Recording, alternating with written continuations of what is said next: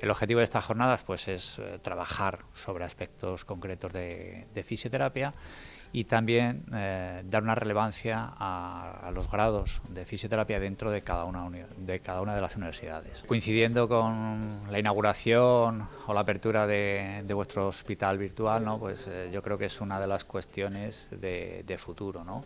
Que nos puede ayudar bastante la simulación a preparar a los estudiantes para el contacto posterior en los practicum con pacientes reales. Para la universidad yo creo que había que enseñar esta joya que tenemos, que es el hospital virtual.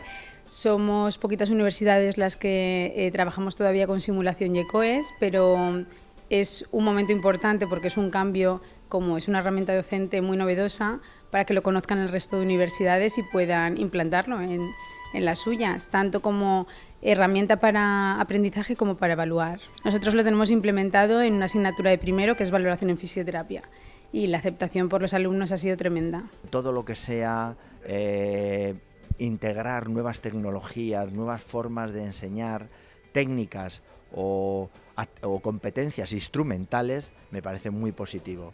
Y que el propio alumno pueda ver cómo ha ejecutado ciertas competencias y pueda él hacer un autoaprendizaje o una autocrítica sobre su propia formación, a mí me parece muy positivo, sinceramente. Yo no conocía este hospital, que solamente se dedica a la simulación, y me parece que hay que felicitar a la Comunidad Valenciana o a la universidad a quien corresponda este hospital, porque me parece una idea genial. La simulación yo diría que es lo que nos trae los tiempos. Hay una cuestión de seguridad del paciente, hay una cuestión de que nuestros estudiantes tienen que ir a hacer prácticas en unas condiciones de seguridad, tanto para ellos como para los pacientes, y esto hay que trabajarlo en la simulación.